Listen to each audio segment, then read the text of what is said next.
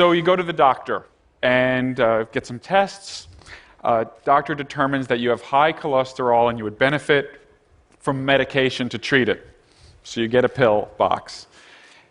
You have some confidence, your physician has some confidence that this is going to work. The company that invented it did a lot of studies, submitted it to the FDA. They studied it very carefully, skeptically. They approved it. They have a rough idea of how it works. They have a rough idea of what the side effects are. It should be okay. You have a little bit more of a conversation with your physician, and the physician is a little worried because you've been blue, you haven't felt like yourself, you haven't been able to enjoy things in life quite as much as you usually do. Physician says, I think you have some depression. Going to have to give you another pill. So now we're talking about 2 medications. This pill also, millions of people have taken it, company did studies, FDA looked at it, all good. Think things should go okay. Think things should go okay. Well, wait a minute. How much have we studied these 2 together? Well, it's very hard to do that. In fact, it's not traditionally done. We totally depend on what we call post-marketing surveillance. After the drugs hit the market, how can we figure out if bad things are happening between 2 medications, 3, 5, 7? Ask your favorite person who has several diagnoses how many medications they're on. So why do I care about this problem? I care about it deeply. I'm an informatics and data science guy. And really, in my opinion, the only hope to understand these interactions is to leverage lots of different sources of data in order to figure out when drugs can be used together safely and when it's not so safe. So let me tell you a data science story, and it begins with my student Nick. Let's call him Nick because that's his name. Nick was a young student, and I said, Nick, we have to understand how drugs work and how they work together and how they work separately, and we don't have a great understanding. But the FDA has made available an amazing database. It's a database of adverse events. They literally put on the web, publicly available, you could all download it right now, hundreds of thousands of adverse event reports from patients, doctors, companies, pharmacists.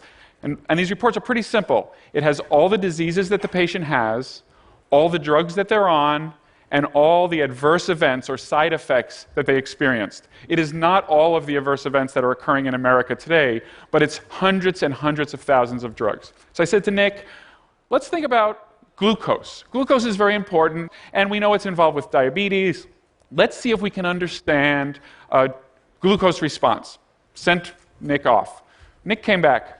Russ, he said, I've created a classifier that can look at the side effects of a drug based on looking at this database and can tell you whether that drug is likely to change glucose or not.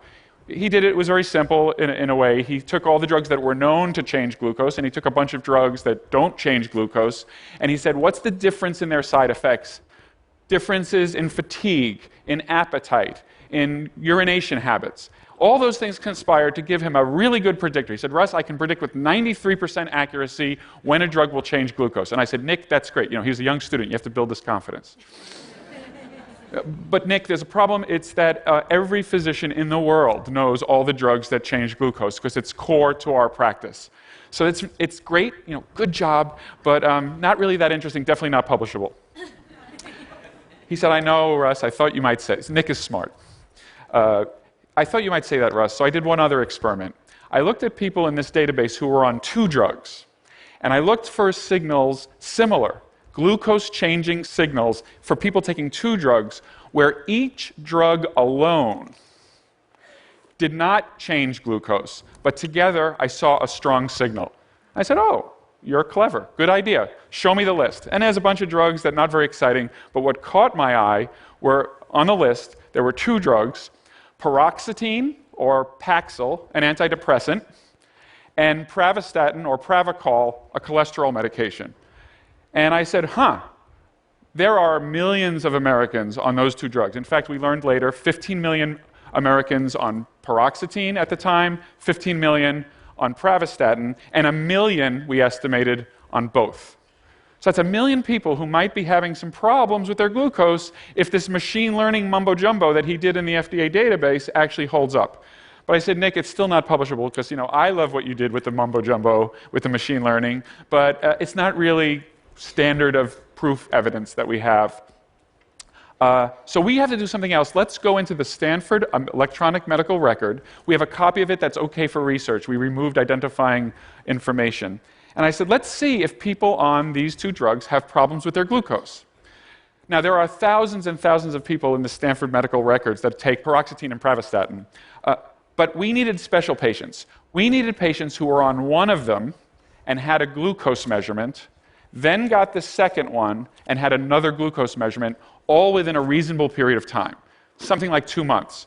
And when you did that, we found 10 patients. However, 8 out of the 10 had a bump in their glucose when they got the second P. We call this P and P. When they got the second P, either one could be first, second one comes up, glucose went up 20 milligrams per deciliter. Just as a reminder, you walk around normally, if you're not diabetic, with a glucose of around 90. And if it gets up to 120, 125, your doctor begins to think about a potential diagnosis of diabetes. So a 20 bump, pretty significant. I said, Nick, this is very cool, but I'm sorry, we still don't have a paper because this is 10 patients, and kind of give me a break. It's not enough patients. And so we said, well, what can we do? And we said, well, let's call our friends at Harvard and Vanderbilt, who also, Harvard in Boston, Vanderbilt in Nashville, who also have electronic medical records similar to ours. Let's see if they can find similar patients with the one P, the other P, the glucose measurements in that range that we need. God bless them. Vanderbilt, in 1 week, found 40 such patients, same trend. Harvard found 100 patients, same trend. So at the end, we had 150 patients from 3 diverse medical centers that were telling us that patients getting these 2 drugs were having their glucose bump somewhat significantly. More interestingly, we had left out diabetics because diabetics already have messed up glucose. When we looked at the glucose of diabetics, it was going up 60 milligrams per deciliter, not just 20. This was a big deal, and we said, we got to publish this. We submitted the paper. It was all data evidence. Data from the FDA, data from Stanford, data from Vanderbilt, data from Harvard. We had not done a single real experiment, but we were nervous. So Nick, while the paper was in review, went to the lab. We found somebody who knew about lab stuff. I don't do that. I take care of patients, but I don't do pipettes. They taught us how to feed mice drugs.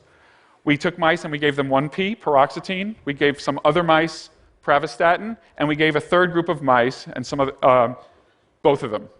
And lo and behold, glucose went up, 20 to 60 milligrams per deciliter in the mice. So the paper was accepted based on the informatics evidence alone, but we added a little note at the end saying, oh, by the way, if you give these to mice, it goes up. So that was great. And the story could have ended there, but I still have 6.5 minutes. So we were sitting around thinking about all this, and I don't remember who thought of it, but somebody said, I wonder if patients who are taking these 2 drugs are noticing side effects of hyperglycemia. They could and they should. How would we ever determine that? And we said, well, what do you do? If you're taking a medication, 1 new medication or 2, and you get a funny feeling, what are you going to do? You're going to go to Google and you're going to type in the 2 drugs you're taking or the 1 drug you're taking, and you're going to type in side effects. What are you experiencing? So we said, okay, let's ask Google if they will share their search logs with us so that we can look at the search logs and see if patients are doing these kinds of searches. Google, I'm sorry to say, denied our request. So I was bummed, and I was at a dinner with a colleague who works at Microsoft Research, and I said, hey, we want to do this study. Google said no, it's kind of a bummer. He said, well, we have the Bing searches.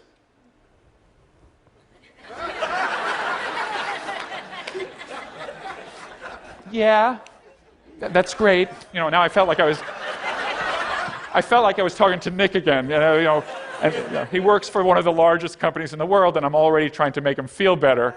But he said, no, Russ, he said, you might not understand. We not only have Bing searches, but if you use Internet Explorer to do searches at Google, Yahoo, Bing, any, then for 18 months we keep that data for research purposes only. I said, no, now you're talking. This was Eric Horvitz, my friend at Microsoft. So we did a study. where we defined 50 words that a regular person might type in if they're having hyperglycemia, like fatigue, loss of appetite, urinating a lot, peeing a lot, forgive me, but that's one of the things you might type in. So we had 50 phrases that we called the diabetes words. And we did first a baseline. And it turns out that about 0.5 to 1% of all searches on the internet involve one of those words. So that's our baseline rate. If people type in paroxetine or Paxil, those are synonyms, and one of those words, the rate goes up to about 2% of diabetes-type words if you already know that there's that paroxetine word. If it's pravastatin, the rate goes up to about 3% from the baseline. If both paroxetine and pravastatin are present in the query, it goes up to 10%, a huge fourfold, 3 to 4-fold increase in those searches with the two drugs that we were interested in and kind of diabetes-type words or hyperglycemia-type words. We published this, and it got some attention. The reason it deserves attention is patients are telling us their side effects indirectly through their searches. We brought this to the attention of the FDA. They were interested. They have set up social media surveillance programs to kind of collaborate with Microsoft, which had a nice infrastructure for doing this, and others, to look at Twitter feeds, to look at Facebook feeds, to look at search logs, to try to see early signs that drugs, either individually or together, are causing problems. So what do I take from this? Why do I tell this story? Well, first of all, we have now the promise of big data and medium-sized data to help us understand drug interactions and really fundamentally drug actions. How do drugs work? This will create and has created a new ecosystem for understanding how drugs work and to optimize their use. Nick went on, he's a professor at Columbia now. He did this in his PhD for hundreds of pairs of drugs, found several very important interactions, and so we replicated this and we showed that this is a way that really works for finding drug-drug interactions. However, there's a couple of things. We don't just use pairs of drugs at a time. As I said before, there are patients on 3, 5, 7, 9 drugs. Have they been studied with respect to their 9-way interaction? Yes, we can do pairwise, A and B, A and C, A and D, but what about A, B, C, D, E, F, G all together being taken by the same patient, perhaps interacting with each other in ways that either makes them more effective or less effective or causes side effects that are unexpected? We really have no idea. It's a blue sky, open field for us to use data to try to understand the interaction of drugs. 2 more lessons. I want you to think about the power that we were able to generate with the data from people who had volunteered their adverse reactions through their pharmacists, through themselves, through their doctors, the people who allowed the databases at Stanford, Harvard, Vanderbilt to be used for research. People are worried about data. They're worried about their privacy and their security. They should be. We need secure systems. But we can't have a system that closes that data off because it is too rich of a source of inspiration, innovation, and discovery for new things in medicine. And then the final thing I want to say is, in this case, we found 2 drugs, and it was a little bit of a sad story. The 2 drugs actually caused problems. They increased glucose. They could throw somebody into diabetes who would otherwise just be not in diabetes. And so you would want to use the 2 drugs very carefully together, perhaps not together, make different choices when you're prescribing. But there was another possibility. We could have found 2 drugs or 3 drugs that were interacting in a beneficial way. We could have found new effects of drugs that neither of them has alone, but together, instead of causing a side effect, they could be a new and novel treatment for diseases that don't have treatments or where the treatments are not effective. If we think about drug treatment today, all the major breakthroughs for HIV, for tuberculosis, for depression, for diabetes, it's always a cocktail of drugs. And so the upside here, and the subject for a different TED Talk on a different day, is how can we use the same data sources to find good effects of drugs in combination that will provide us new treatments, new insights into how drugs work, and enable us to take care of our patients even better. Thank you very much.